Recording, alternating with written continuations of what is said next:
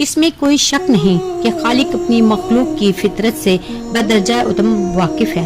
سمندر حیات میں انسان تنکوں کی تلاش میں رہتا ہے، وہ چھوٹے چھوٹے سہارے ڈھونڈتا ہے، پھر ایک دن تھک جانا اور نا امید ہو جانا بھی اس کی خصلت ہے۔ پھر جب اسے ایک مضبوط سہارے کی ضرورت ہوتی ہے تو اللہ اس سے فرماتا ہے کہ نہ تو تیرے رب نے تجھے چھوڑا ہے اور نہ وہ بیزار ہوا ہے۔ السلام علیکم دوستو، میں سمینہ خان اپنے چینل ورشا ود موم میں آپ سب کو خوش آمدید کہتی ہوں۔ ویڈیو کو آگے بڑھانے سے پہلے آپ سب سے گزارش ہے کہ چینل کو سبسکرائب کریں اور بیل آئیکن کو بھی پریس کریں تاکہ میری ہر آنے والی اپڈیٹ سے آپ آگاہ رہ سکیں۔ اقرار دو طرح کا ہوتا ہے۔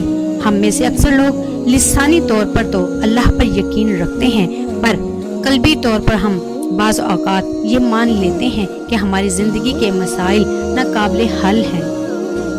وقتی طور پر ہم یہ بھول جاتے ہیں کہ مایوسی کفر ہے، پھر یہی نا امیدی سنگین صورتحال اختیار کر جانے پر خود کو ایذا پہنچانے اور کبھی کبھی خودکشی کا بھی باعث بن جاتی ہے۔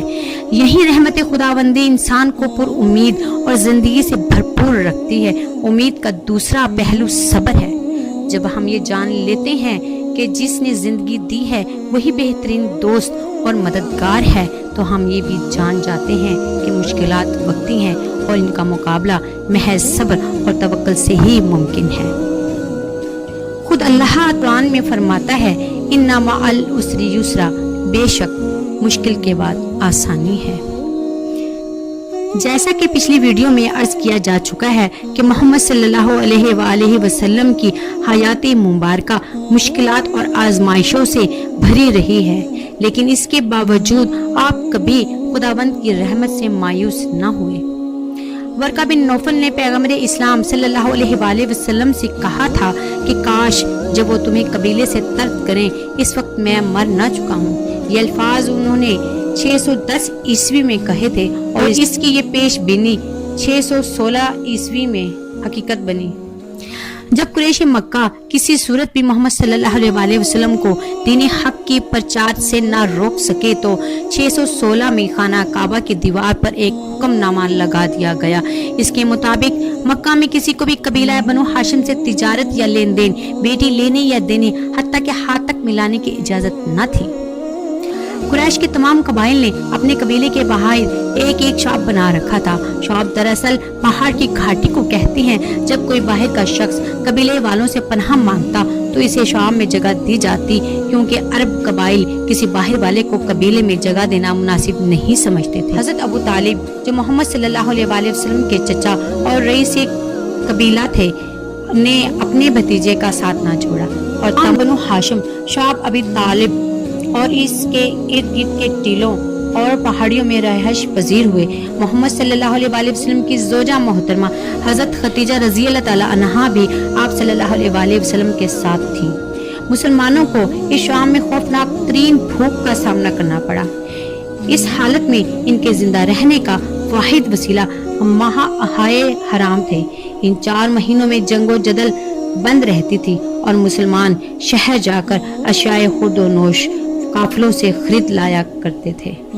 مسلسل بھوک، پیاس اور گرمی کی شدت کی وجہ سے حضرت خدیجہ رضی اللہ تعالی عنہا بہت بیمار پڑ گئیں۔ ان 3 برسوں کی مشکلات سے حضرت خدیجہ رضی اللہ تعالی عنہا جیسی مضبوط خاتون بھی آخر 619 عیسوی میں رحلت فرما گئیں۔ آپ رضی اللہ تعالی عنہا کے لیے کفن تک نامیسر تھا اور پیغمبر اسلام کی شریک حیات کو ان کی اوڑھنی میں ہی دفن کیا گیا۔ تاریخ میں محبت کی ایسی مثال نہیں ملتی جس میں ایک شخص نے خود سے 15 سال بڑی خاتون کے ساتھ تمام عمر محب اور محبوب کی طرح گزاری ہو۔ وفات کے وقت حضرت خدیجہ رضی اللہ تعالیٰ عنہا کی عمر 65 برس اور حضرت محمد صلی اللہ علیہ وآلہ وسلم اس وقت 50 برس کے ہو چکے تھے۔ ان کے نکاح کو بھی 25 برس گزر چکے تھے۔ محمد صلی اللہ علیہ وآلہ وسلم حضرت خدیجہ رضی اللہ تعالیٰ عنہا کے غم میں 2 دن آپ دیدہ رہے اور 2 دن بعد ان کے چچا حضرت ابو طالب بھی جہان فانی سے کوچ کر گئے۔ اس سال کو مسلمان غم کا سال کہتے ہیں۔ حضرت ابو طالب کے چلے جانے کے بعد ابو لہب کو نیا رئیس قبیلہ چنا گیا۔ ابو لہب وہ شخص تھا جو محمد صلی اللہ علیہ وآلہ وسلم کا سب سے بڑا دشمن تھا اور وہ واحد شخص جو بنو ہاشم کے ساتھ شعب ابی طالب میں نہ گیا۔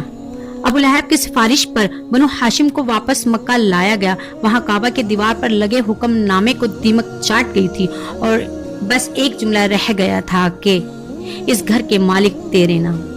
قریش مکہ اس بات سے خوفزدہ ہو گئے اور انہوں نے بنو ہاشم کی مکہ واپسی کی مذمت نہ کی۔ ابو لہب نے وعدہ کیا کہ وہ محمد صلی اللہ علیہ وآلہ وسلم کو قبیلے سے طرد کر دے گا اور اس نے اپنا وعدہ پورا کیا۔ مطرود شخص کی زندگی یا موت سے کسی کو سروکار نہیں ہوتا تھا، اسے اگر کوئی شخص قتل بھی کر دے تو وہ مجرم نہیں مانا جاتا تھا۔ پہلے حضرت خدیجہ رضی اللہ تعالیٰ عنہ محمد صلی اللہ علیہ وسلم کے زخموں کو دھوتی تھیں، پٹی کرتی تھیں، روحانی آرام کا مداوع کرتی تھیں، چچا پشت پناہی کرتے اور دلداری کیا کرتے تھے، مگر اب تو نہ حضرت خدیجہ رہی تھیں اور نہ چچا ابو طالب۔ پیغمبر اسلام نے خود کو تنہا پایا تو ایک بار پھر سے اپنے رب سے دعا کی کہ اے اللہ مجھے اپنی پناہ میں لے لے، اور اس بار اللہ تعالیٰ نے نہ صرف آپ کو اپنی پناہ میں لیا بلکہ آپ صلی اللہ علیہ وآلہ وسلم کو اپنے پاس بلایا اور آپ زمین سے آسمان تک گئے۔ اس سفر کو مسلمان سفر معراج کہتے ہیں۔